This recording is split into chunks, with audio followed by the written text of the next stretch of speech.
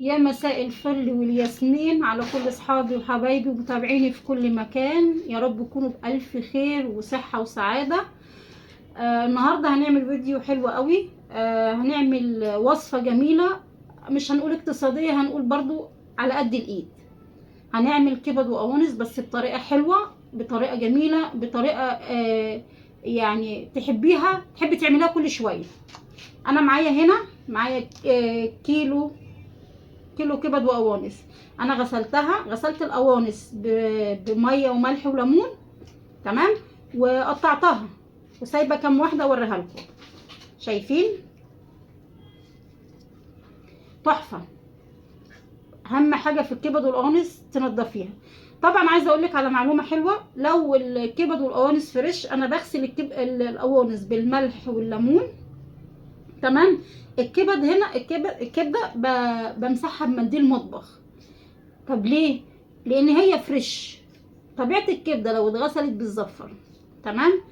لكن لو انت جايباها وعندك في الفريزر او يعني موجوده عندك في الفريزر بواقي فراخ وكده، بتغسليها بحبه دقيق و... وريحه ملح صغيره وندعه ميه، وتسيبيهم في الملح والميه، وبعد كده تشطفيهم شطفه خفيفه وتصفيهم، تمام. انا هنا شايله منهم الدم اللي بيبقى في نص الكبده. شايفين؟ نضيفه وزي القشطه، تمام.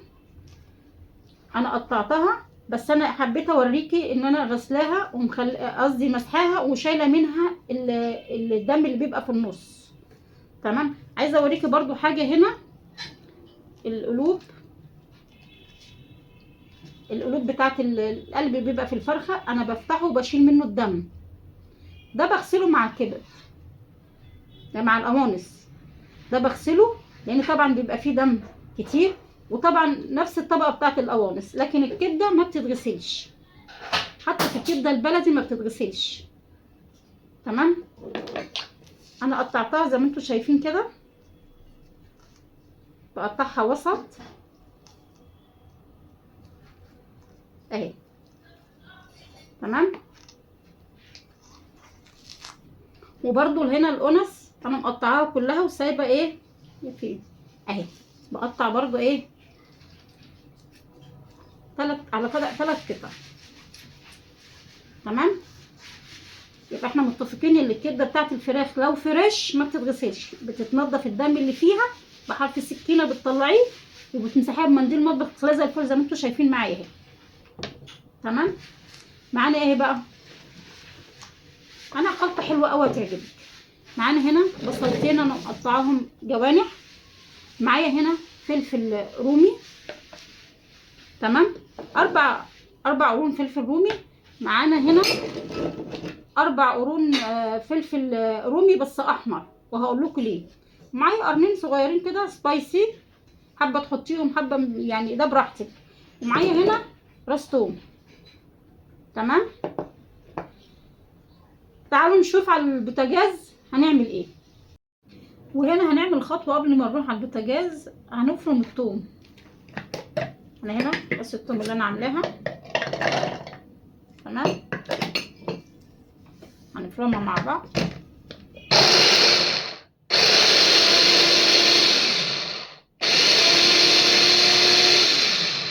تمام. هاخد هنا معلقه صغيره منها وهقول لكم ليه.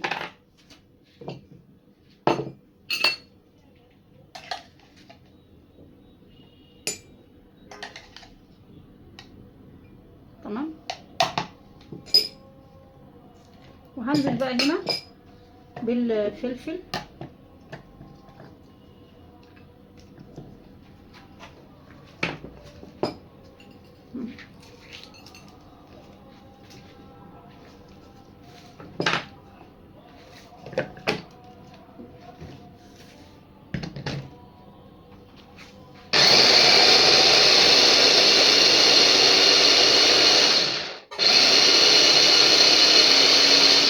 انا بعتذر عن الصوت بتاع المفرم الكبه.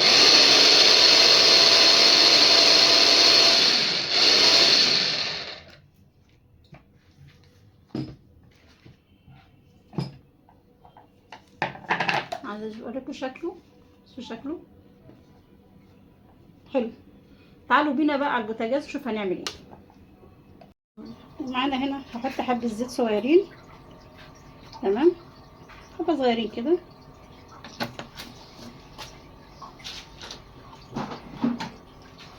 واحط هنا معلقه سمنه صغيره، تمام. شغل على البوتاجاز كده.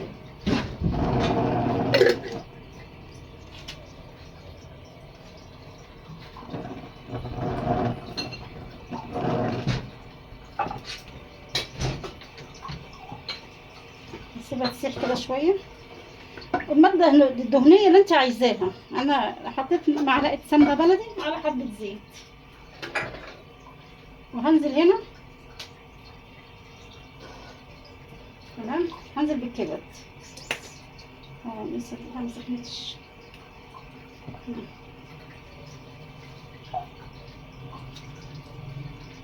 او كده تمام. هنزل كده. لازم تسخن، بس انا ايه استعجلت عليها. لازم تبقى الطاسة سخنة خالص، بس انا استعجلت.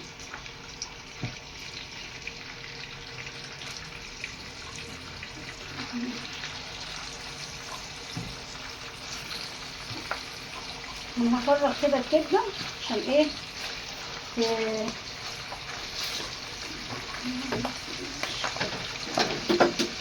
هحط هنا بقى. بص التوابل اللي معايا اللي هستخدمها. هستخدم معلقه كبيره فلفل اسود، معلقه كزبره، معلقه بابريكا، معلقه سبع بهارات. انا هحط هنا رشه فلفل اسود صغيره.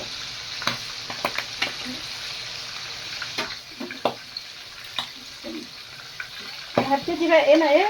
انا بس انا هديها تشويحه صغيره حوالي، يعني هديها حوالي نص سوا.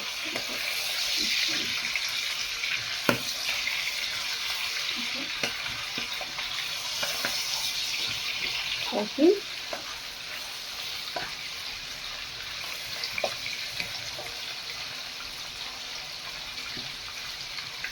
انا استعجلت على الطاسه وحطيت الكبده، بس انت لازم تتاكدي من الطاسه ان هي سخنت خالص. انا استعجلت، والهواء عندي في الشباك بيعكس في البوتاجاز.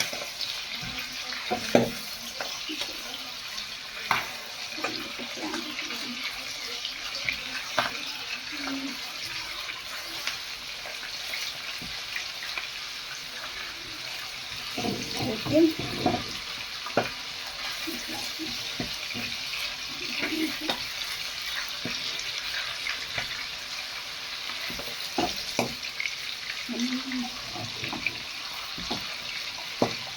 انا هنا هديها 3/4 سوا، مش هسواها خالص، مش هسواها سوا كامل، لان في خطوه تانية هعملها معاكم دلوقتي. عايزه اقول لكم ريحتها حلوه قوي وانا بحمرها. انا حاطه فيها طبعا معلقه سمنه بلدي بتديها تست حلوه قوي.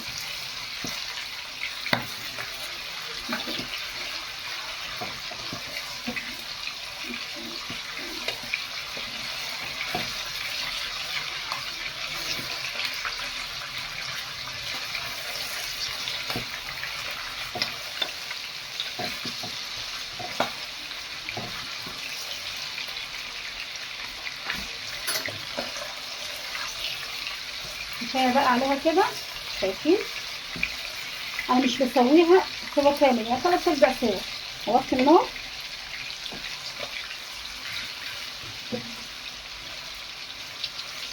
عشان الكبده طبيعتها ما بتستحملش النار.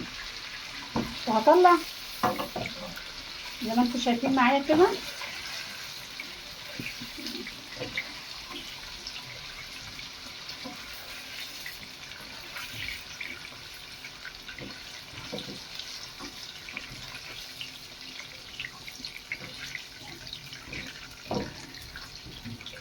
تمام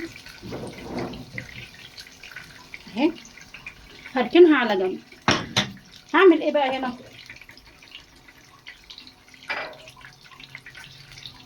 شايفين؟ هنزل هنا بالقوانص.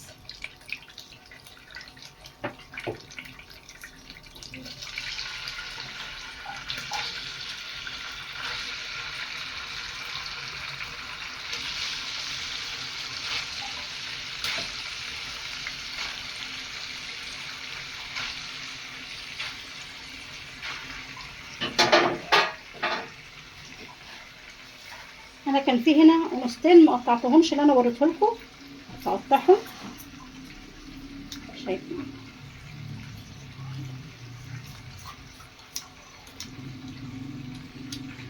تمام. بس انا ما قطعتهمش معاكم. تمام. هعلي بقى النار. هعمل بقى كده ايه، هدي برضه هنا رشه فلفل اسود، وهدي هنا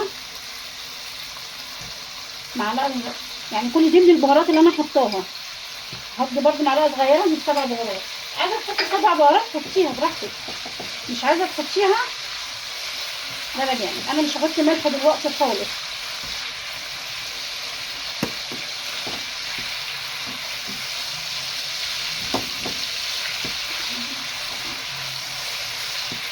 شايفين؟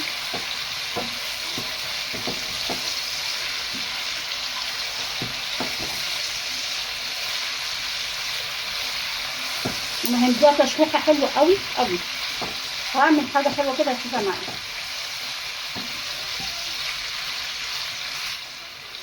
انا هشوحها حوالي 5 دقايق.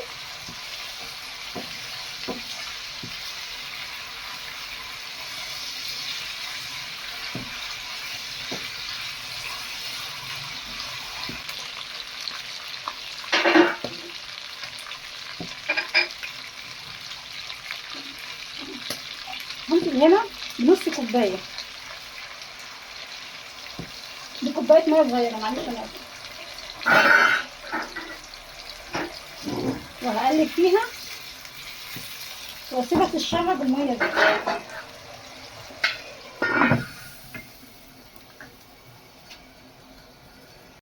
تعالوا نشوف بقى كده الميه شربتها خلاص. هنزل بقى هنا بالبصل.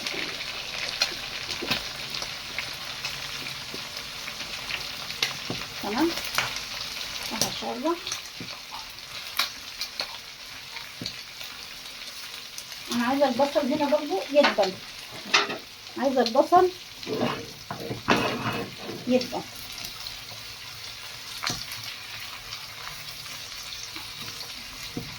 عايزه اقول لكم الطريقه دي جميله جميله جميله، ولا بتشم زفاره للكبده ولا للقمص، وبتدي تسكيره. البصل بيدي تسكيره، والفلفل اللي احنا حاطينه ده بيدي طعم حلو قوي. طبعا دي حاجه نظيفه بتعمليها في بيتك.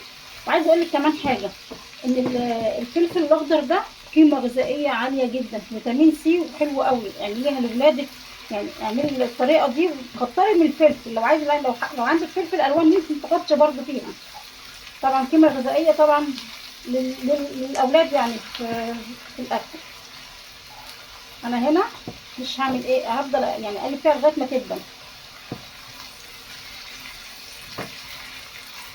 شايفين هي ايه سحبت نشفت ازاي؟ بصوا السوائل فيها. وطبعا القمصه ايه استوت. هديها تقليبه صغيره وهوطي عليها عشان هنعمل حاجه مع بعض حلوه، هتديها تست حلو قوي قوي قوي. انا عايزه برضو الفلفل يبقى فيه جرشه. تمام ماشي.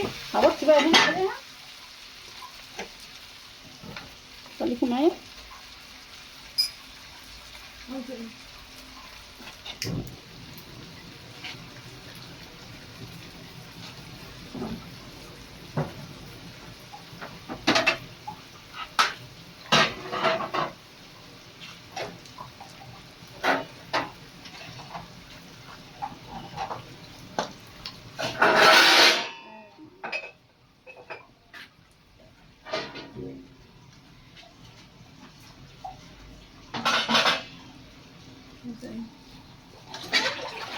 انزل هنا بقى هنا،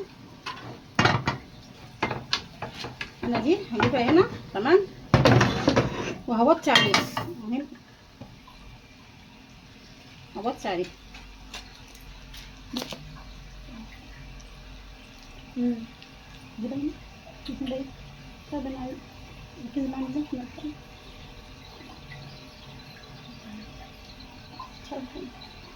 انا حطيت طاسه على النار. تمام. حط دي هنا. دي. تعالوا نشوف بقى كده. كده الميه شربتها خلاص. هنزل بقى هنا بالبصل.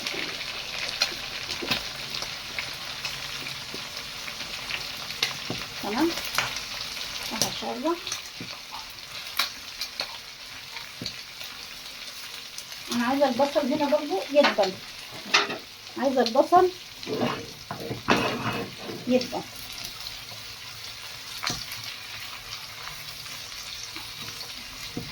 عايزه اقول لكم الطريقه دي جميله جميله جميله، ولا بتشم زفاره للكبده ولا للقمص، وبتدي تسكيره. البصل بيدي تسكيره، والفلفل اللي احنا حاطينه ده بيدي طعم حلو قوي. طبعا دي حاجه نظيفه بتعملها ببيتك. وعايزه اقول لك كمان حاجه، ان الفلفل الاخضر ده قيمه غذائيه عاليه جدا، فيتامين سي، وحلو قوي. اعمليها لاولادك، يعني اعملي الطريقه دي. كتري من الفلفل لو عايزه. لو عندك فلفل الوان ممكن تحطي برده فيها. طبعا قيمه غذائيه طبعا للاولاد يعني في الاكل. انا هنا مش هعمل ايه، هفضل يعني اقلب فيها لغايه ما تدبل. شايفين هي ايه سحبت نشفت ازاي؟ بصوا السوائل فيها. وطبعا القمصه ايه استوت. هفضل بس اقلب لغايه، انا مش عايزه البصله تحمر، انا عايزاها تدبل علشان تديني تسكيره مش اكتر.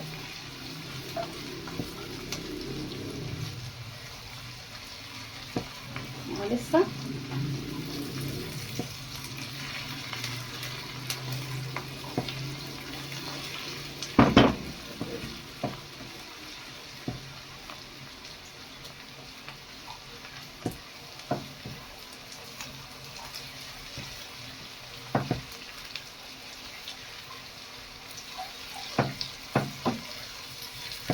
شايفين كده الالوان شكلها حلو ازاي؟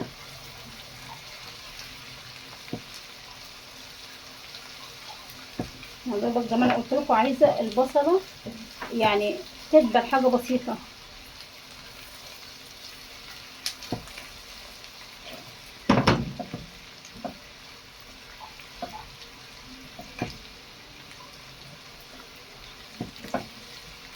هعمل بقى هنا، هنزل بالكبد اللي احنا ايه حمرناه. تمام.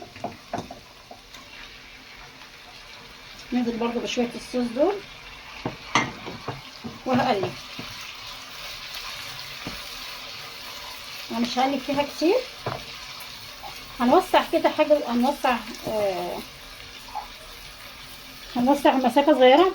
معلقه الثوم اللي انا قلت لكم انا هشيلها، هنزل بيها هنا، هتودي الكبد والقوانص في حته تانيه. شايفين؟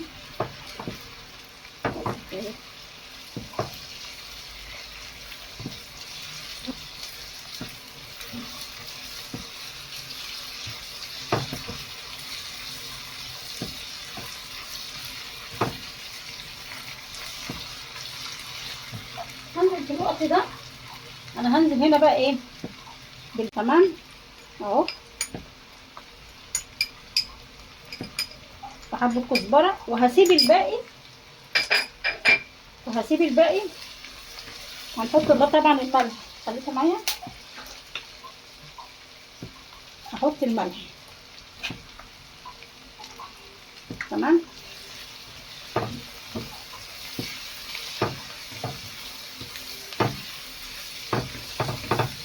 شايفين شكلها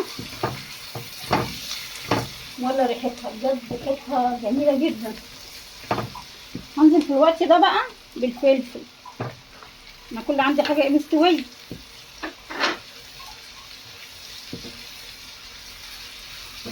شايفين؟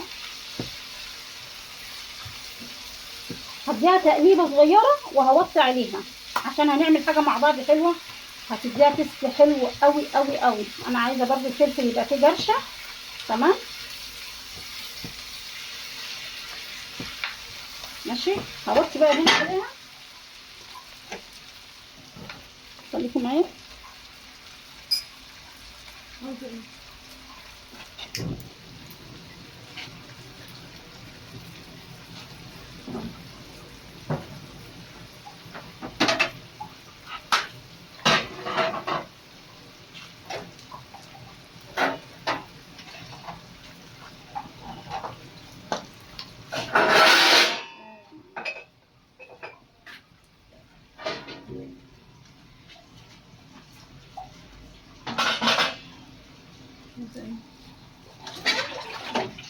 بقى هنا،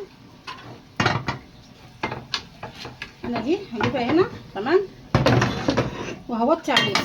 انا حطيت طاسه على النار تمام. هننزل هنا بشويه زيت صغيرين تمام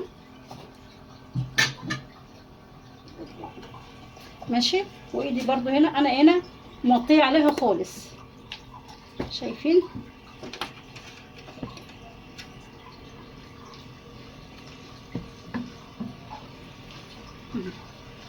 عايزه اقول لكم تحفه تحفه تحفه. هننزل هنا بقى هنا بالهريسه بالفلفل الاحمر اللي كنت حاطاه.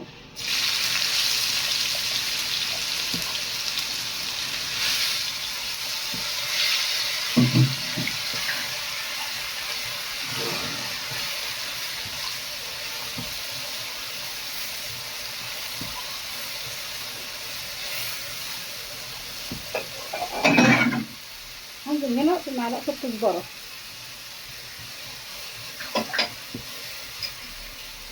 نشيلها بقى.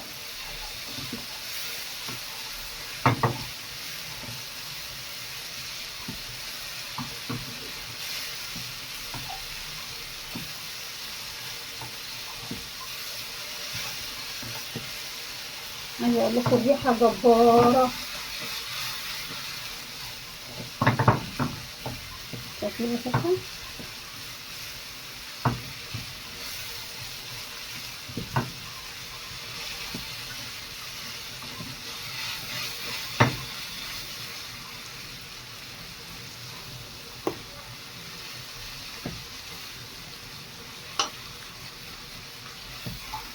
هننزل بقى هنا كده على دي كده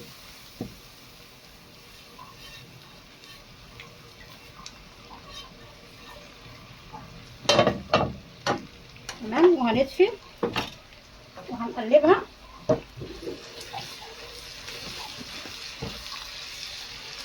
وتعالوا بقى بينا تعالوا نغرفها. وهنا حبايب قلبي غرفناه اهو. ريحته تحفه تحفه تحفه. طريقه حلوه، طريقه سهله، ما تحسيش باي زفاره في الكبد ولا القوانص. مكوناتها حلوه، مكوناتها في كل بيت طبعا، اذا كان البصل او الفلفل. طريقه حلوه، طريقه جميله. يا رب يكون الفيديو عجبكم. ما تنسونوش لو عجبكم الفيديو ما تنسونوش بالاشتراك ولايك وسبسكرايب للقناه. سلام، باي باي.